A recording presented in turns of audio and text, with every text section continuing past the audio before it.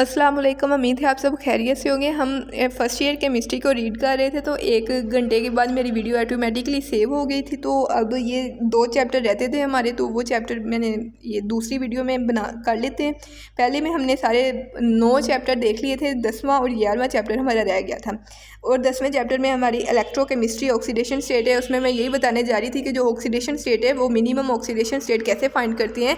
वो group number -8 करके, group number -8 जब हम करते हैं किसी भी चीज़ का ग्रुप नंबर -8 करते हैं तो ये मिनिमम ऑक्सीडेशन स्टेट होती है। और जो मैक्सिमम ऑक्सीडेशन स्टेट होती है वो इक्वल टू ग्रुप नंबर होती है। जो ग्रुप नंबर होता है वही मैक्सिमम ऑक्सीडेशन स्टेट होती है। मैक्सिमम पॉजिटिव में होती है और मिनिमम नेगेटिव में होती है। जो मिनिमम, जब किसी भी सब्सटेंस की मिनिमम ऑक्सीडेशन स्टेट होती है यानी वो मैक्सिमम नेगेटिव ऑक्सीडेशन स्टेट होती है, तो वो क्या कर सकते हैं, वो लॉस कर सकते हैं इलेक्ट्रॉन। वो can act as reducing agent और मैक्सिमम पे ऑक्सीडाइजिंग एजेंट, और इन बिटवीन वो रिड्यूसिंग भी हो सकते हैं और ऑक्सीडाइजिंग भी हो सकता है। उसके बाद balancing of redox equation by oxidation number method. ये रिडॉक्स इक्वेशन को बैलेंस करने का जो बाय ये आपको सारा रीड करने की ज़रूरत नहीं है क्योंकि ये आपको बैलेंस करनी आती होती है। Balancing redox equation by ion electron method, ये वाला मेथड थोड़ा सा देख लें क्योंकि ये मेथड एफएससी में बच्चे मोस्टली इग्नोर कर रहे होते हैं। तो इसमें इसको आपने थोड़ा सा देखना है, इसको सोल्व नहीं इस तरीके से करना, सोल्व नहीं करना, आपने सिर्फ इसके रूल्स पढ़ने हैं कि इसमें loss of electrons, loss and gains of electron होता है और इसमें ओनली अ फ्यू आयंस होते हैं और जो नॉन नेसेसरी आयंस होते हैं वो रिमूव कर दिए जाते हैं। इसमें सिर्फ हम नेसेसरी आयंस ऐड करते हैं।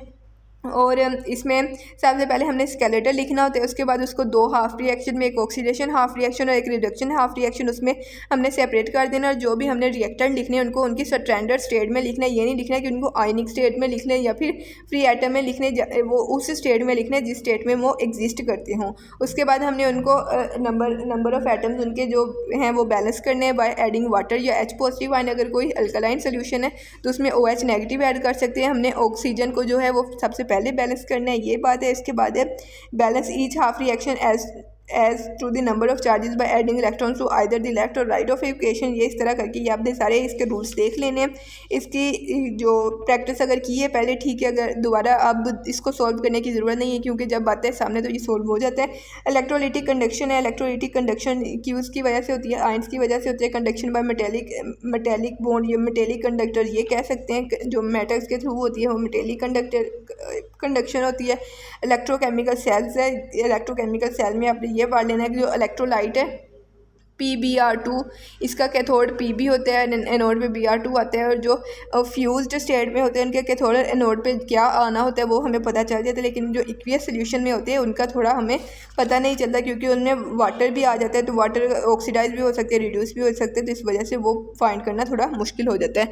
Electrolysis process of industrial importance, ये एक दफ़ा देख लें क्योंकि ये चाहे सिलेबस में हो या ना हो लेकिन इसकी थोड़ी बहुत इसकी ज़रूरत पड़ती रहती है।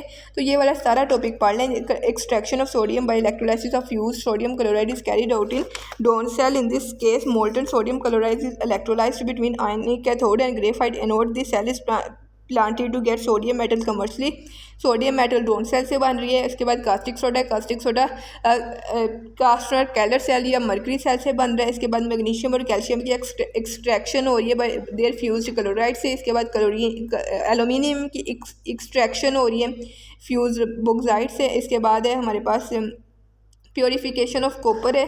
तो ये सारे एक दफ़ा पढ़ लें। वोल्टिक और गल्वेनिक सेल है, वोल्टिक और गल्वेनिक सेल को लिखने का तरीका देख लें कि पहले ऑक्सीडेशन वाला हाफ रिएक्शन लिखते हैं, फिर दूसरा रिडक्शन वाला हाफ रिएक्शन लिखते हैं। इलेक्ट्रिकल पोटेंशियल है, हाइड्रोजन का इलेक्ट्रिकल पोटेंशियल 0 होते हैं। इलेक्ट्रोकेमिकल सीरीज़ एक दफ़ा रिवाइज कर ली क्योंकि इससे रिलेटेड MCQs आ सकते हैं। बेशक ये सिलेबस में हो ना हो लेकिन इसका थोड़ा बहुत आपको कंसेप्ट होना चाहिए, अदरवाइज़ नुकसान होता है। इसके बाद फ्यूल सेल है, फ्यूल सेल के बारे में भी थोड़ी सी इंफॉर्मेशन देख लेंगे। ये जो सेल है ये 70% इसकी एनर्जी प्रोवाइड कर सकते हैं।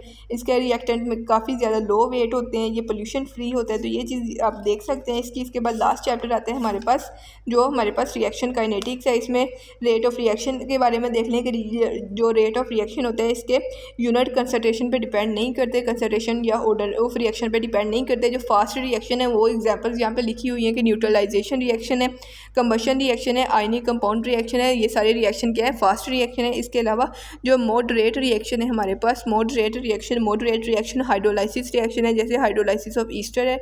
और जो हमारे पास स्लो रिएक्शन है वो नेचुरल प्रोसेस है, या फिर ऑर्गेनिक प्रोसेस जो होते हैं वो हमारे पास स्लो रिएक्शंस होते हैं। उसके बाद है हमारे पास इंस्टेंटेनियस और एवरेज रेट ऑफ रिएक्शन। इसमें आपको सिर्फ फार्मूला पता होना चाहिए। स्पेसिफिक रेट कांस्टेंट, जो स्पेसिफिक रेट कांस्टेंट होता है इसको हम वेलोसिटी कांस्टेंट भी कहते हैं।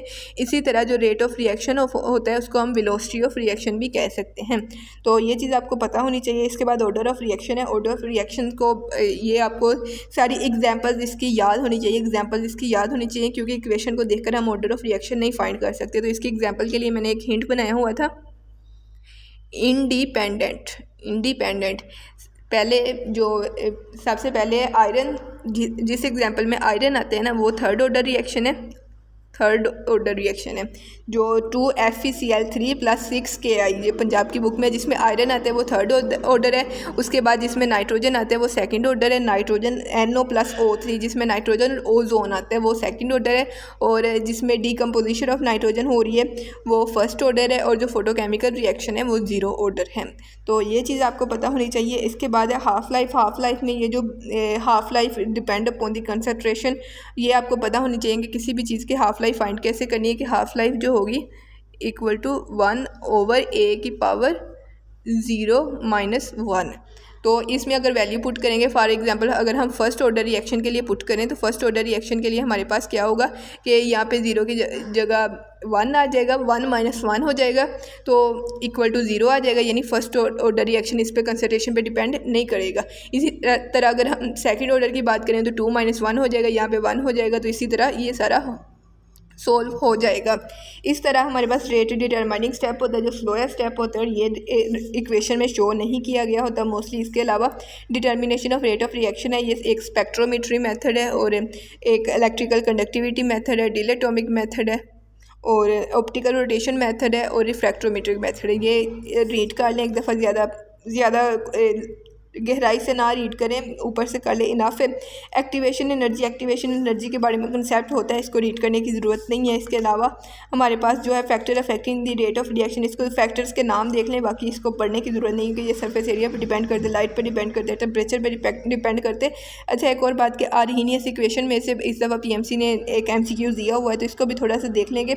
आर्हीनियस की इक्वेशन क्या है कि K = AE-RT, और ये टेम्परेचर जो इसमें होता है वो इंडिपेंडेंट वेरिएबल होता है, K जो होता है वो डिपेंडेंट वेरिएबल होता है। इसके अलावा बाकी सारी चीज़ें इसमें कांस्टेंट होती है।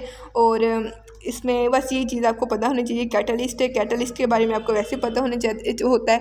होमोजीनियस और हेटेरोजीनियस कैटलिस्ट को थोड़ा सा रीड कर लें, ज़्यादा नहीं करना, ज़्यादा गहराई में नहीं करना। तो इस तरह ये चैप्टर भी ख़त्म हो गया। फर्स्ट ईयर की केमिस्ट्री की बुक ख़त्म हो गई। जज़ाकल्लाह, थैंक यू वेरी मच। अल्लाह ताला कामयाब करे आप सबको।